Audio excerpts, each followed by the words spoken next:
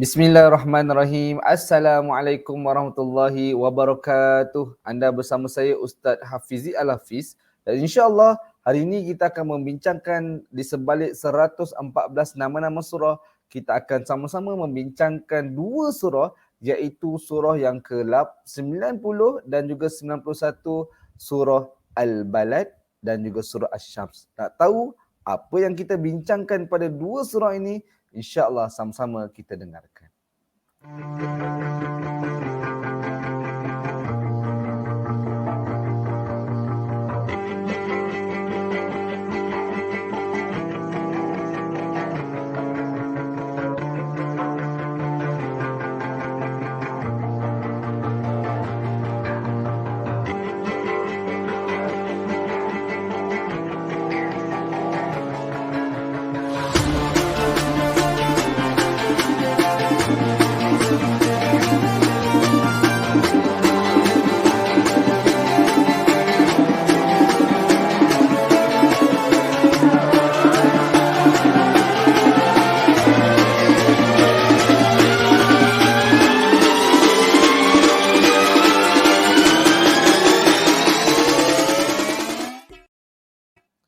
Alhamdulillahirrabbilalamin. Wassalatu wassalamu ala asyrafil anbiya wal mursalin wa ala alihi wa sahbihi ajma'in.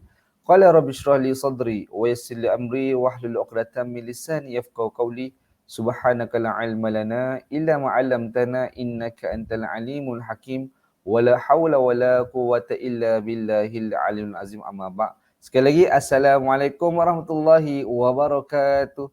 Apa khabar semua sahabat-sahabat di luar sana? Mudah-mudahan anda semua sentiasa berada dalam keadaan ceria, bahagia, gembira, tenang. Mudah-mudahan kita semua berada di bawah lindungan rahmat dan juga hidayah, inayah dan taufik daripada Allah Subhanahu wa taala insya-Allah. Jadi sebelum kita meneruskan perbincangan kita pada pagi ini, saya mohon jasa baik tuan-tuan dan puan-puan yang sudah bersama dengan saya, cuba komen di ruang komen, adakah suara saya dengar jelas ataupun tidak? Kalau dengar jelas, tulis jelas. Mudah-mudahan perjalanan live kita ni berjalan dengan baik, tiada masalah teknikal dan insya-Allah ada manfaat yang boleh kita sama-sama ambil dan amalkan dalam kehidupan kita. Yang dah ada, yang dah dengar, boleh tak komen sama ada suara saya dengar jelas ataupun tidak? Dan siapa yang berada bersama dengan saya pada pagi ini, jangan lupa tekan butang like dan juga komen sekiranya ada input-input dan info-info yang bermanfaat. Sekiranya ada pandangan, ada soalan, ada kesempatan saya akan jawab dan dalam live lah. Kalau tak mungkin saya akan cuba respon di dalam komen. Dan juga jangan lupa untuk tuan-tuan dan puan-puan sharekan live kita pada pagi ini kepada sahabat-sahabat kita di luar sana. Mudah-mudahan ramai yang tahu dan notice pagi ini kita ada live. Ataupun boleh juga tulis komen ataupun tag kawan-kawan anda di ruang komen supaya sama-sama boleh dengar dan juga boleh dapat manfaat insya-Allah lah. Kita boleh sharekan live kita ni di Facebook personal kita, kita boleh sharekan pada sahabat-sahabat kita di grup-grup, di page kita, ataupun senang je kita copy link live kita ni, kita hantar ke grup WhatsApp tu. Grup sekolah, grup keluarga, grup alumni, universiti, alumni, taman lah, macam-macam lah, grup AJK Masjid, AJK Surau, community dan sebagainya, supaya kita cuba menjadi ejen penyebar manfaat, penyebar ilmu Al-Quran, insya-Allah. Masya-Allah, kita dah ada ni, Syifa Yusra kata, Alhamdulillah jelas sangat. Kita tengok ada Saudah, masya-Allah jelas Ustaz. Alhamdulillah. Mudah-mudahan ramai yang sudah bersama dengan kita pada pagi ini dapat stay tune hingga ke penghujungnya. Sebab apa tuan-tuan dan puan-puan? Hari ini kita nak bincangkan dua surah, iaitu surah yang ke-90 surah Al-Balad dan juga surah yang 91 iaitu surah Asy-Syams. Nak tahu apa benda surah Al-Balad, apa benda surah Asy-Syams? Pastikan anda semua stay tune hingga ke penghujungnya insya-Allah. Sambil-sambil kita buat aktiviti di rumah, kita mungkin ada yang sarapan, ada yang mengemas rumah, ada yang sedang bersama dengan keluarga. InsyaAllah, mudah-mudahan apa sahaja kerja buat anda saat ini, ia mampu memberi manfaat sambil-sambil kita mendengar kita punya perbincangan pada hari ini insya-Allah. Tuan-tuan dan puan-puan, muslimin muslimat yang dirahmati Allah Subhanahu Wa Taala. Di insya-Allah kita nak tengok perbincangan surah Al-Balad. Surah Al-Balad ni surah yang ke-90. Adakah anda semua dah bersedia untuk kita meneruskan perbincangan kita pada hari ini? Kalau dah bersedia, komen sedia. Supaya saya tak rasa keseorangan berada di live pada pagi ini. Kalau dah bersedia untuk kita teruskan perbincangan kita pada hari ini, komen sedia. Cuba komen sikit sedia. Cuba komen sikit supaya saya tengok mungkin ada yang boleh respon, yang ada dah bersemangat nak meneruskan perbincangan kita pada hari ini. Masya Allah. Alright. Ada juga, Masya Allah. Okey, kita teruskan perbincangan kita dalam surah Al-Balad. Seperti biasa, kita akan cuba mengupas 4 perkara dalam sembang kita pada hari ini, iaitu berkenaan dengan 8 fakta surah, di sebalik nama surah Al-Balad, tema ayat dalam surah dan juga insya-Allah pengajaran yang boleh kita ambil daripada surah tersebut. Okey, 8 fakta surah. Al-Balad ni maksud dia apa? Maksud dia adalah negeri. Negeri mana? Negeri Sabah ke? Negeri Perak ke? Negeri Selangor ke? Ataupun negeri Johor ke? Mana sahaja negeri ni rupa-rupanya kita kena stay tune lah. Apakah yang dimaksudkan dengan negeri dalam surah Al-Balad ni lah. Surah yang ke-90 merupakan surah Makkiyah. Terletak pada muka surat 594. Juzuk yang ke-30 mempunyai 20 ayat, 82 perkataan dan 343 huruf. Jadi tuan-tuan dan puan-puan mungkin boleh ingat atau boleh catat, tulis dalam ruang komen supaya sahabat-sahabat kita yang lain pun dapat manfaat ilmu ini pada hari ini insya-Allah. Kemudian, kenapa nama surah ini dinamakan surah Al-Balad? Agak-agak kenapa? Dan kita dah tahu dah Al-Balad tu maksudnya negeri. Tapi negeri mana? Kita akan tengok. So di dalam buku di sebalik 114 nama-nama surah, tuan-tuan dan puan-puan, siapa yang ada buku di sebalik 114 nama-nama surah, boleh buka muka surat 188. Jadi kita buka sama-sama. 188 ni. Surat 188. Dan sebenarnya di dalam buku ini juga ada diceritakan kenapa nama surah ini disebut sebagai Al-Balad. Surah ini dinamakan Al-Balad kerana mengambil daripada perkataan Al-Balad yang bererti negeri pada ayat pertama. Dan surah ini juga ada memberi keterangan bahawasanya manusia dicipta untuk berjuang menghadapi kesulitan, kesusahan dan kepayahan. Tapi kita tak tahu lagi kan yang disebut ni negeri mana. Negeri Kelantan ke Terengganu ke, kita tak tahu lagi. Jadi kita akan tengoklah. Dan sebenarnya mereka tidak boleh terpedaya dengan kekuasaan dan harta benda yang telah dibelanjakan. Rupanya dalam surah ini juga ada disebutkan berkenaan dengan manusia ni kebanyakannya dia terpedaya dengan harta dan juga kuasa yang mereka ada.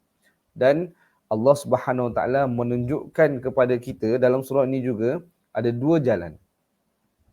Iaitu jalan kebahagiaan dan jalan kecelakaan. Dan perkataan Al-Balad, kalau tuan-tuan dan puan-puan boleh buka buku di sebalik 114 nama-nama surah ni, muka surat 188 ni saya tertarik disebut Al-Balad bermaksud negeri Mekah.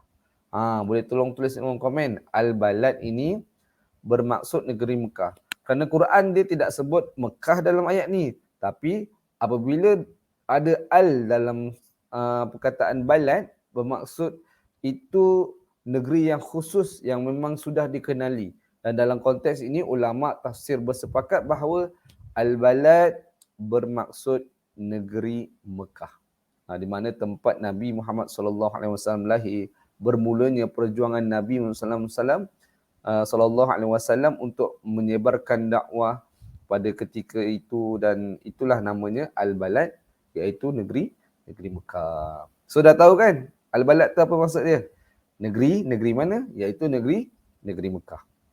Dan sebenarnya tuan-tuan dan puan-puan, kenapalah nama surah ini dinamakan Al-Balad, ataupun sebenarnya apa tujuan surah ini diturunkan? Sebenarnya poin yang kita nak dapat dalam surah ini apa sebenarnya? Sebenarnya dalam surah Al-Balad ni, dia mengingatkan orang kafir bahawa mereka ni terlalu lemah. Dan buktinya ketika mereka menghadapi kesusahan. Dan ini boleh kita tengok pada ayat keempat nanti. Lalu bagaimana mereka boleh berdepan dengan hari mereka menerima kitab kelak. Kat dunia pun mereka selalu berhadapan dengan kesusahan. Dunia pun dah susah, bagaimana situasi dan kondisi bila mana mereka mendapat kitab mereka di akhirat kelak. Bagaimana kedahsyatan, kesengsaraan, kesusahan yang bakal mereka hadapi di akhirat kelak. Semestinya jauh lebih menyeksakan berbanding dengan apa yang mereka rasai alami di dunia lah. Ini objektif surah ni. Kemudian, nama surah ini ada di dalam surah inilah. Nama surah dia diambil perkataannya dalam surah ini iaitu pada ayat pertama. Allah Subhanahu Wa Taala berfirman, Bismillahirrahmanirrahim. La uqsimu bihadzal balad. Dia ada qalqalah sikit di hujung tu. Balad. Jangan sebut balad saja. Surah ni banyak huruf qalqalah di belakang. So pastikan bila mana kita baca surah Al-Balad, make sure kita jaga tu qalqalah di belakang. La uqsimu bihadzal balad. Apa maksud dia? Aku bersumpah dengan negeri ini, iaitu negeri Mekah. Ada dalam surat 594. So kalau tuan-tuan dan puan-puan rajinlah kan hari ni boleh cuba buka muka surat 594, sama-sama kita tengok berkenaan dengan surah Al-Balad. Kemudian kita pergi tema surah ini. Secara ringkasnya lah kan, mungkin tak nampak saya besar sikit. Okay, secara ringkasnya ayat 1 hingga 4 ia berkenaan dengan sumpah Allah. Ayat 1 hingga 4 ia berkenaan dengan sumpah Allah. Kalau tuan-tuan boleh buka muka surat 594, Allah mulakan dengan La uqsimu bihadzal balad. Aku bersumpah dengan negeri Mekah. Ayat kedua, wa anta hillum bihadzal balad. Sedang engkau wahai Muhammad tinggal di negeri ini dengan keadaan yang sentiasa ditindas, mendapat kesusahan dan sebagainya, iaitu Mekah. Bagaimana kehidupan Nabi yang susah diuji, ditindas di Mekah. Ayat ketiga, wa walidin wa ma walad, dan demi manusia yang melahirkan zuriat dan zuriat yang dilahirkannya. Ini sumpah Allah terhadap bapa dan juga anak lah. Ada pendapat ulama yang mengatakan bapa dengan anak ni salah satunya berkenaan dengan Nabi Adam dengan segala keturunannya. Ada juga pendapat para ulama mengatakan ia membawa maksud Nabi Ibrahim dan Nabi Ismail. Ada je yang menyebut wa walidi wa ma walad ni adalah bapa dan seorang anak secara umumnya. Macam kita ada bapa dan bapa ada anak, dan peranan ibu, peranan bapa dan anak sangat berkait rapat. Kemudian ayat yang keempat, laqad khalaqnal insana fi qabad. Sesungguhnya kami telah menjadikan manusia sentiasa berada dalam keadaan menghadapi kesukaran. Ini sumpah Allah pada ayat 1 hingga 4. Ayat 5 hingga 10 Allah bagi tahu manusia sering lupa daratan apabila diberi harta. Ini kita akan tengok nantilah. Ayat 11 hingga 18 amalan golongan syurga. So kalau kita nak tahu bagaimana kehidupan amalan orang-orang yang bakal masuk dalam syurga, ciri-ciri orang ahli syurga, ni baca ayat 11 hingga 18. Dan ayat 19 hingga 20 golongan ahli neraka. Golongan neraka ni apa dan bagaimana sifat dan cirinya, kita tengok ayat 19 hingga 20 lah. Kemudian kita pergi ke bahagian yang terakhir iaitu pengajaran surah ini. Soalan pertama. Kita besarkan sikit lah. Okay, kita ada soalan pertama. Adakah kita ni hidup sentiasa dalam keadaan kesenangan dan kebahagiaan? Cuba jawab. Adakah hidup kita ni setiap masa akan happy saja, akan ceria saja? Suami isteri tidak pernah bergaduh, anak tak bergaduh sesama sendiri, kan? Kita dengan kawan, dengan jiran, dengan rakan sekerja, dengan apa-apa je lah kan. Manusia ni, kehidupan kita ni, adakah sentiasa happy, senang, tenang, mudah saja perjalanan hidup kita? Agak-agak adakah ini yang sebenarnya realitinya yang berlaku dalam kehidupan kita? Cuba komen sikit. Tidak kan? Ada yang komen. Tak. Sebab itulah kita kena yakin pengajaran pertama ni satu keyakinan yang kita perlu pasakkan dalam diri kita, hidup manusia pasti ada kesusahan. Sebab kita tak boleh nak expect hidup kita sentiasa ada pelangi. Kadang-kadang ada hujan, kadang-kadang ada hujan lebat, ada banjir, ada kilat dan sebagainya. Hidup kita takkan sentiasa berpelangi. Senang dan tenang saja, tidak. Tetapi kehidupan kita pasti ada kesusahan. Sebab apa? Allah Subhanahu Wa Taala firman pada ayat keempat, laqad khalaqnal insana fi kabad. Sesungguhnya kami telah jadikan manusia sentiasa berada dalam keadaan menghadapi kesulitan dan kesukaran, sama ada dari sudut jasmaninya, fizikalinya dan juga rohaninya. Ada para udah. Assalamualaikum Ustaz. Waalaikumsalam. Rohani, jasmani sentiasa diuji dengan kepayahan dan kesulitan. Namun, apa yang perlu kita buat apabila kita ni ditimpa kesusahan? Kita ada kesusahan, hidup kita pasti ada kesusahan. Apa kita kena buat sebenarnya? Jadi, sebenarnya bagi menjawab persoalan ini, Allah berfirman dalam surah Al-Baqarah, allazina idza asabathum musibah qalu inna lillahi wa inna ilaihi raji'un. Maksud dia apa? Apabila mereka ditimpa dengan sesuatu kesusahan, mereka berkata, inna lillahi wa inna ilaihi raji'un.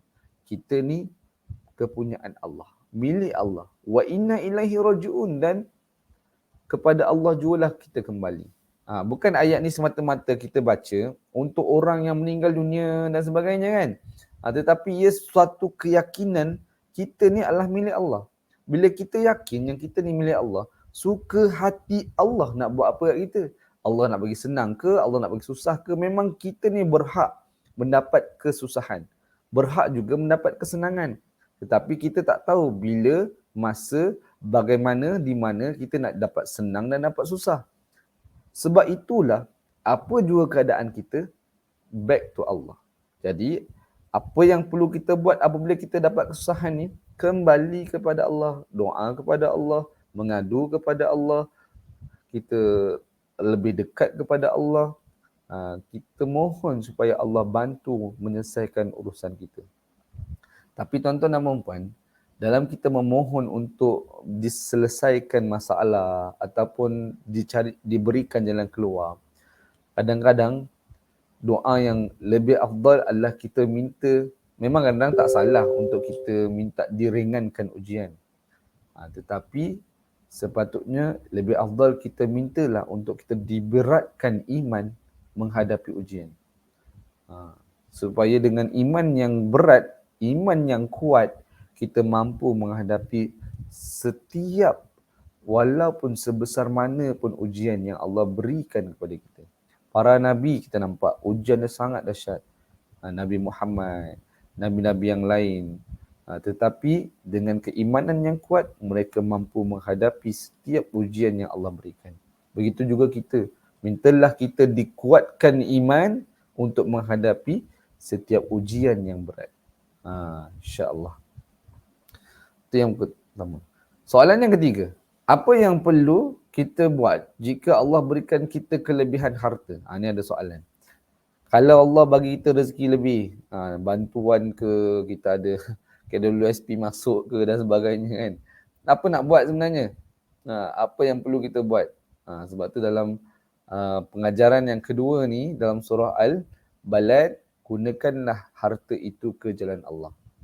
Bagaimana kalau kita tengok pengajaran yang kedua? Boleh tulis korang komen. Tadi pengajaran pertama, apa dia pengajaran pertama tadi? Ingat lagi tak? Pengajaran pertama. Kalau tak ingat, saya undur balik lah. Kita tengok. Pengajaran pertama ni, hidup manusia ni pasti ada kesusahan. Hidup manusia pasti ada kesusahan. Dan pengajaran yang kedua, gunakanlah harta kita ke jalan Allah.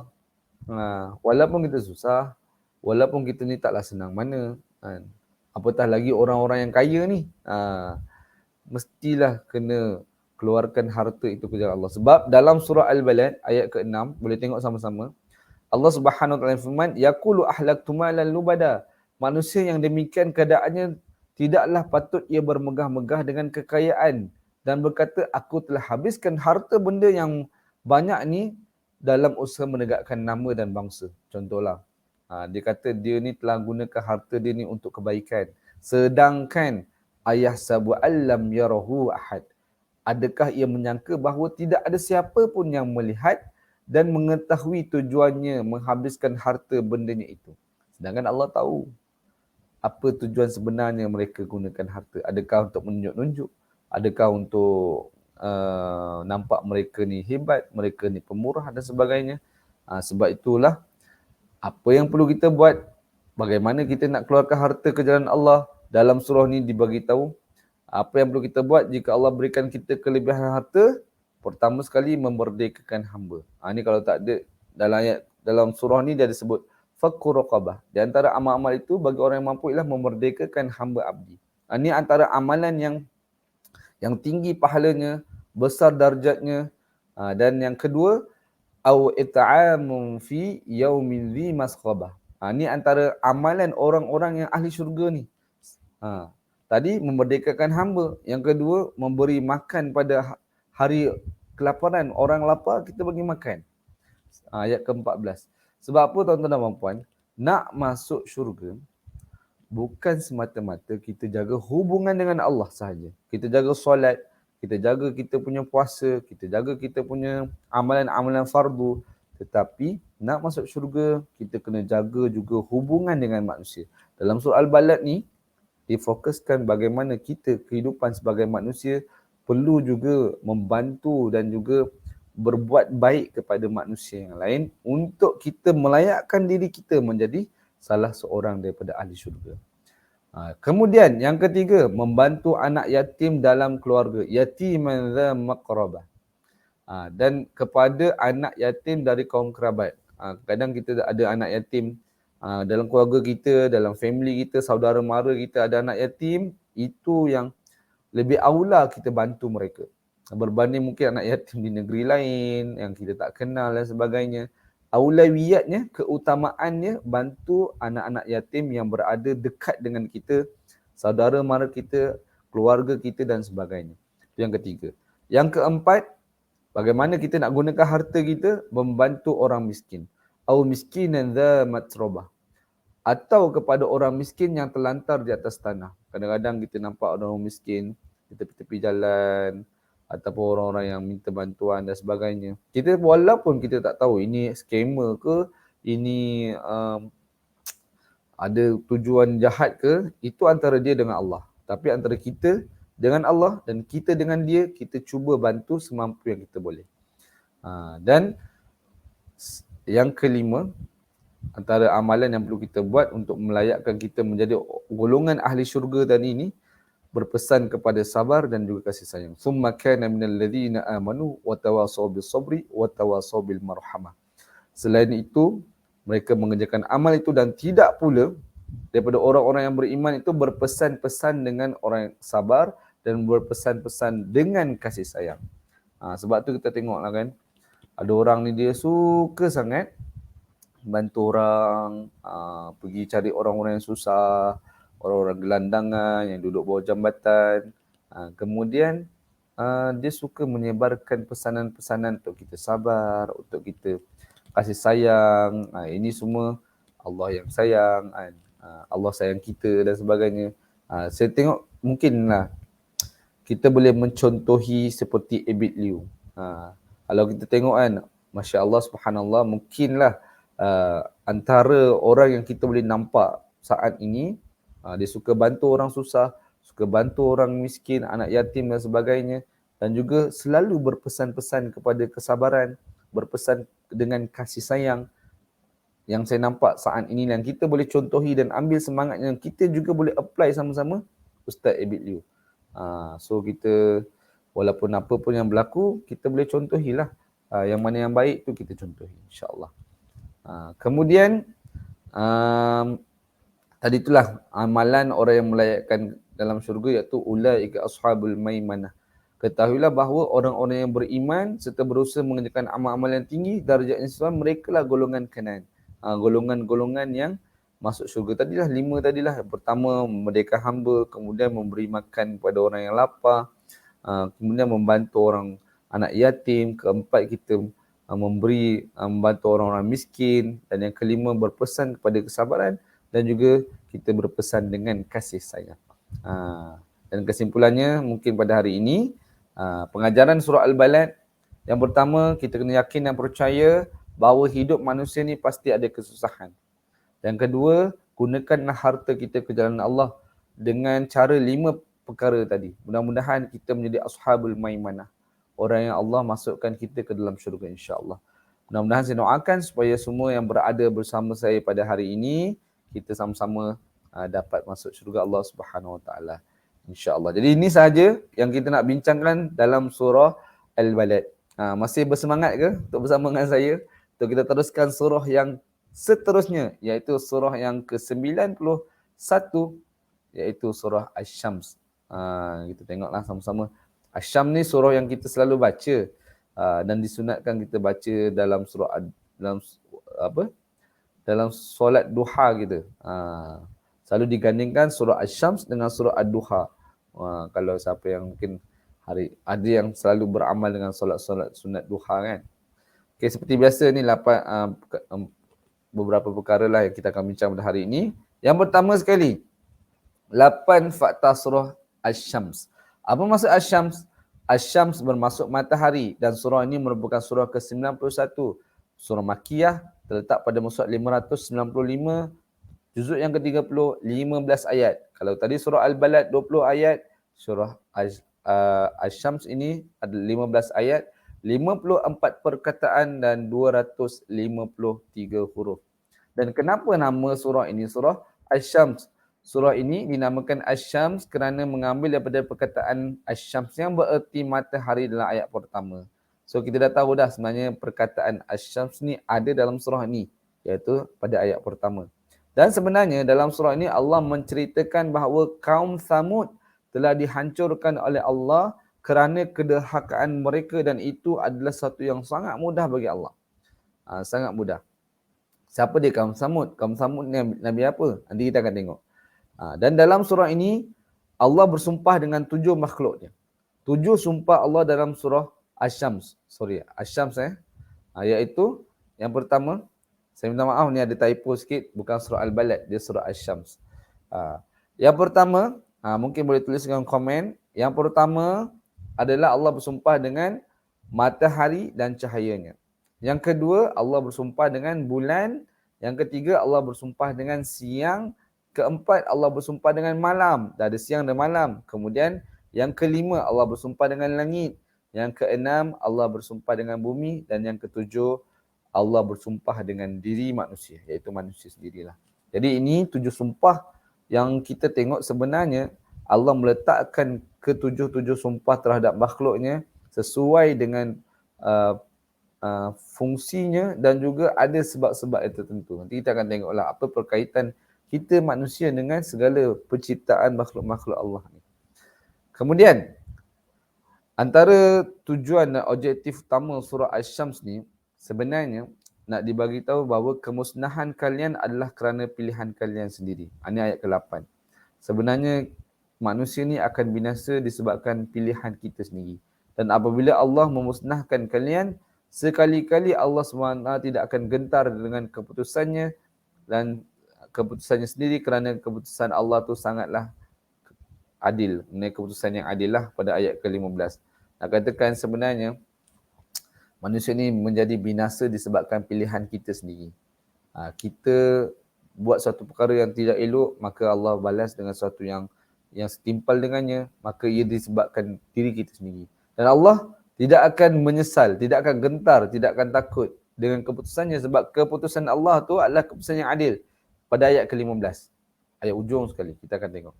Okay, kemudian surah ini ada disebut, nama surah ini ada disebut dalam surah ini, iaitu pada ayat pertama tadi kan kita dah bincangkan, wasyamsi waduhaha. Waduhaha. Ada ha, ada ha. Bezakan bunyi ha macam mana nak sebut ha. Ha pedas, ni ha. Ha tebal kan. Jadi pastikan ada perbezaan sebutan lah. Jangan kata waduha, ha. Dengar macam sama tapi benda ni kena belajar lah. Kadang mungkin kita biasa baca tapi benda yang biasa tu kita tak baca dengan betul.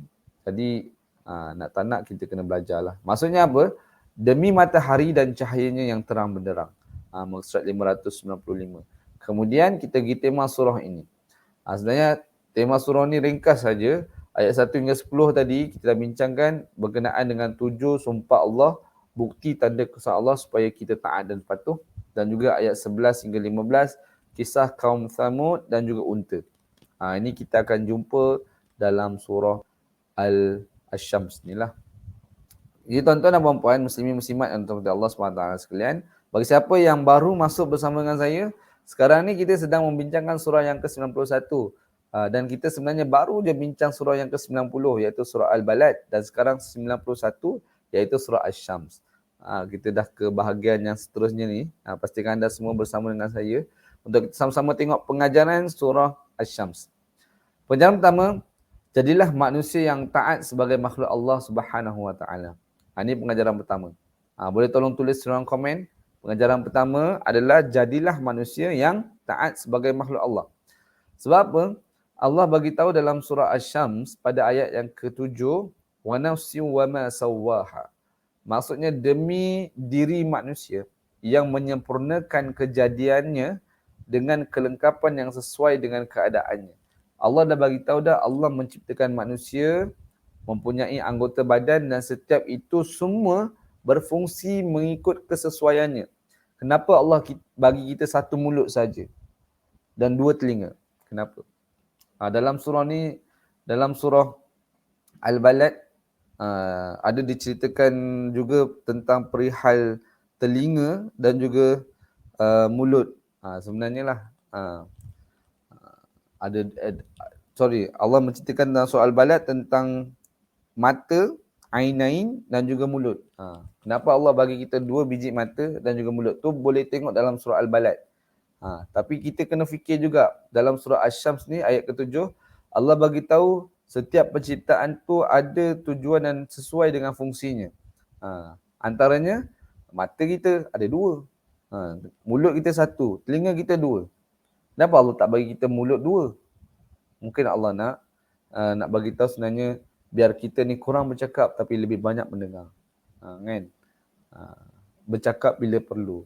Bercakap bila kita menyatakan sesuatu yang hak.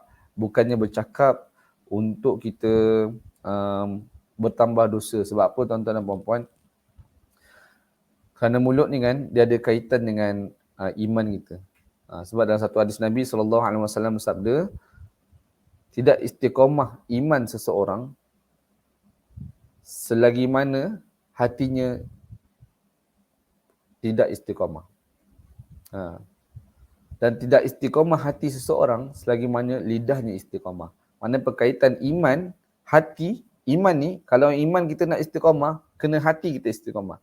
Nak hati kita istiqamah, lidah kita kena istiqamah. So kaitan lidah, hati dan juga iman kita sangat berkait rapat.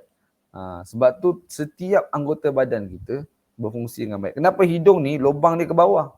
Kenapa Allah tak jadi lubang hidung kita ke atas? Tu kita kena fikirlah supaya kita ni jadi manusia yang merenungi ciptaan diri kita sendiri supaya kita lebih dekat dan juga taat kepada Allah. Sedangkan kita tengok kan tadi, Allah bersumpah dengan 7 makhluk Allah. Matahari, ada langit, ada bumi, ada siang, ada malam. Kalau kita tengok semua benda ni sangat taat dan patuh kepada Allah.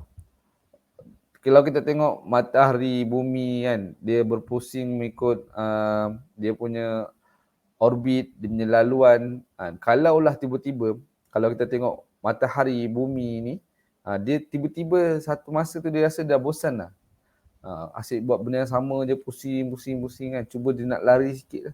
Kalau dia lari je sikit daripada laluan dia, pasti akan berlaku kehancuran yang sangat dahsyat di atas muka bumi kita ni. Pasti.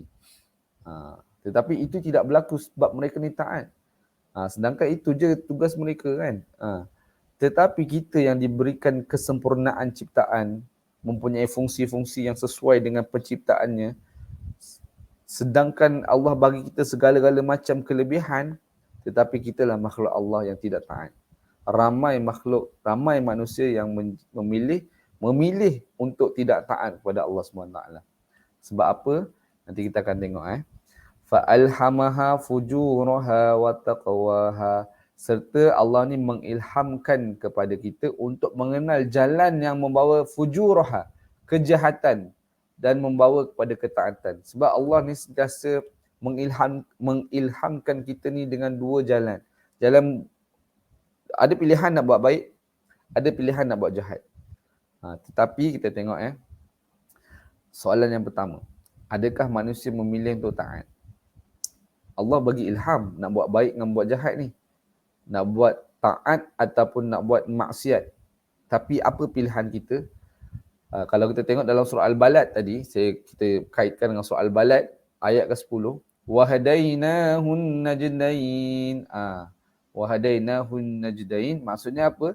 Dan kami telah menunjukkan kepada mereka dua jalan juga. Jalan kejahatan dan juga jalan kebaikan lah. Kebaikan, dan ada dua jalan. Sama juga. Tapi dalam surah Al-Balad bagi tahu pada ayat ke-11, falaqtahamal aqabah. Dalam pada masa itu manusia tidak memilih jalan kebaikan dan merempuh masuk mengerjakan amal-amal tinggi darjat di sisi Tuhan. Dia tidak memilih jalan kebaikan. Dan di sini pada pada surah Asy-Syams dikhabarkan siapakah manusia yang berjaya. Ialah bila mana Allah memberikan kita pilihan. Sama ada nak buat benda baik, nak buat benda jahat. Semestinya Allah akan memilih siapakah dalam kalangan orang yang mempunyai pilihan dua jalan ni, siapakah mereka yang baik. Qad aflaha man zakkaha. Siapakah orang yang berjaya? Iaitu merekalah orang yang menjadikan dirinya bersih, bertambah bersih dengan iman dan juga amal kebajikan, amal kebaikan. Mereka yang beriman dan beramal saleh, yang menyucikan diri mereka, yang benar-benar membersihkan diri mereka daripada dosa, maksiat, daripada kesyirikan kepada Allah, maka inilah orang yang berjaya. Kita dah bincangkan aflaha ni adalah satu kejayaan yang Allah berikan setelah kita bersusah payah, berpenat lelah. Seperti mana aflaha ni diambil daripada perkataan fallahun, iaitu seorang petani. Seorang petani ni hanya akan mendapat hasilnya, menuai hasilnya setelah dia berpenat lelah membaja, tanam biji benih, hari-hari siram, kemudian kalau ada serangga kacau dia akan letak racun serangga, penat je seorang petani, barulah hasilnya akan dituai setelah dia berpenat lelah. Begitu juga orang yang zakkaha ni akan berjaya setelah mereka berperang dengan nafsu, berperang dengan syaitan, mereka berperang dengan keinginan mereka yang mungkin nak buat perkara-perkara maksiat. Dan akhirnya disebabkan itu Allah bagi mereka kejayaan. Dan itulah yang akhirnya bakal dinikmati oleh mereka yang menyucikan dirinya. Itu pengajaran yang pertama lah. Pengajaran yang kedua, kita belajarlah daripada kisah kaum Thamud. Kaum Thamud ni Nabi siapa? Kisah kaum Thamud ni adalah Nabi Saleh. Allah sebut dalam ayat yang ke-11, kadzabat Thamudu bi taghwaha. Dan ingatlah kaum Thamud telah mendustakan rasulnya dengan sebab perbuatan derhaka mereka yang melampaui batas. Kaum Thamud ni, tuan-tuan dan puan-puan, kalau boleh study lebih sikit tentang kaum Thamud, lagi bagus. Saya hari ni nak cerita untuk trigger kita, ingat lagi tak pasal kaum Thamud? Nak bacalah. Kenapa Allah berikan azab kepada kaum Thamud ni? Siapakah Nabi yang terlibat dengan kaum Thamud? Apa cerita dia? Kadang-kadang kita tak nak ambil kisah cerita pasal Nabi. Apatah lagi untuk cari pengajaran. Kita lebih seronok tentang kisah Johnny Depp yang nak bercerai dengan bini dia kan. Itu kita siap follow tu setiap perbicaraan tu. Sedangkan apa kaitan dia dengan kita? Sedangkan kisah-kisah para Nabi yang ada dalam Quran yang kita nak bincang ni, contohnya kaum Thamud, iaitu kaum Nabi Saleh, pastinya ada pengajaran, ada peringatan yang boleh kita ambil. Memang kita jarang baca kerana kita pun tak tahu kan pasal ni. Dan sebenarnya kalau kita tengok pada ayat Selepas tu ayat ke-12, idzim ba'atha ashqaha, ketika orang yang paling jahat di antara mereka menerima perintah dari mereka supaya membunuh unta yang menjadi mukjizat. Berupanya kaum Samud ni iaitu kaum Nabi Saleh, mereka diberi kelebihan dua kehebatan mereka lah. Satu, mereka diberi keupayaan untuk mengukir gunung menjadi rumah. Mengukir gunung menjadi rumah. Menjadi tempat yang sangat cantik seperti hotel 5 bintang yang sangat megah, sangat hebat. Sehingga mereka membanggakan diri mereka mencipta rumah yang sangat cantik dan hebat, dan sehingga mereka berlawan-lawan. Rumah siapakah yang paling kukuh, rumah siapakah yang paling cantik, rumah siapakah yang paling tinggi, besar dan sebagainya. Mereka sentiasa nak berlumba-lumba ke arah itu. Sedangkan mereka ni lah, kelebihan yang mereka ada ni, keistimewaan yang mereka ada ni, semuanya daripada Allah Subhanahu Wa Taala. Allah yang beri mereka kelebihan. Tapi mereka tak beriman kepada Allah. Mereka tak ingat kepada Allah. Mereka rasa itu datang hanya pada diri mereka sendiri. Dan mereka lahir-lahir memang dah hebat. Itu yang pertama. Dan kedua, kehebatan, keistimewaan dan kelebihan kaum Samud ni, mereka ni sangat pakar dalam bidang penternakan. Penternakan. Mereka sangat hebat. Sebab itulah, bila mana mereka terkejut, mereka cipta rumah daripada bukit, daripada gunung, daripada batu-batuan itulah keluarnya seekor unta, mukjizat yang Allah Subhanahu Taala berikan kepada Nabi Saleh. Unta. Dan unta ni memang telah diberitahu kepada mereka, Allah melarang untuk kaum dia bunuh dan sebagainya, dan itu sumber air dan sebagainya. Panjanglah cerita ni kalau kita nak teliti satu persatu. Cuma secara ringkasnya, Allah melarang untuk kaum Samud ni membunuh unta Nabi Saleh. Tapi apa yang berlaku? Mereka ingkar dan mereka membunuh dengan kejam. Faqala lahum Rasulullah naqatallahi wa suqiyaha. Dan maka berkatalah Rasul Allah iaitu Nabi Saleh kepada mereka, janganlah kamu ganggu unta betina dari Allah itu, dan janganlah kamu menyekatnya daripada mendapat air minumnya supaya kamu tidak ditimpa azab. Sedangkan Nabi Saleh ni dia dah warning dah, jangan kacau, jangan bunuh, biarlah dia nak minum kan. Sebenarnya panjanglah sebenarnya kisah ni. Panjang sebenarnya kisah ni. Dan akhir sekali, fakadzabuhu fa'aqaruha fadamdama alaihim rabbuhum bidzambihim fasawwaha. Setelah Nabi Saleh memberi amaran, lalu mereka mendustakannya serta menyembelih unta itu, dan dengan disebabkan dosa mereka, maka Tuhan menimpakan mereka dengan azab yang membinasakan dan meratakan azab itu meliputi mereka sehingga punah ranah semuanya. Ini ayat ke-14.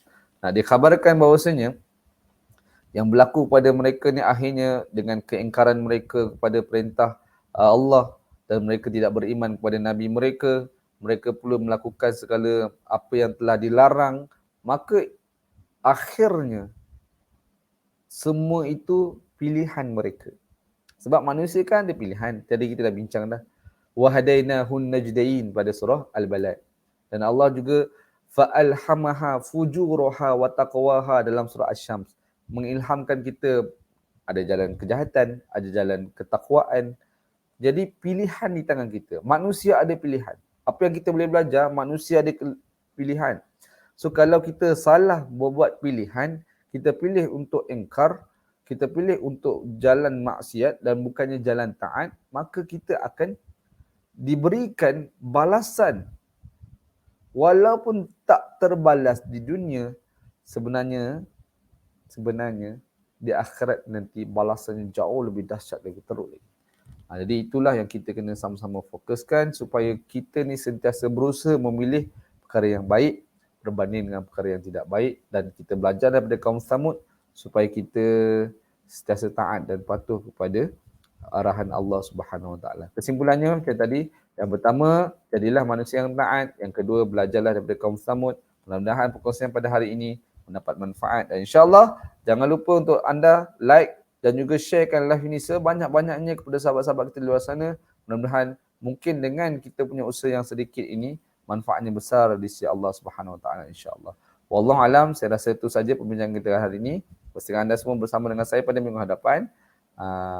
Kita akan maklumkanlah sama ada minggu depan kita nak buat waktu pagi ataupun sebagainya, kita akan maklumkan. InsyaAllah, jangan lupa doakan supaya kita dapat sentiasa istiqamah bersama dengan Al-Quran dan juga memperjuangkan ilmu Al-Quran. Wallahu alam. Assalamualaikum warahmatullahi wabarakatuh. Terima kasih semua.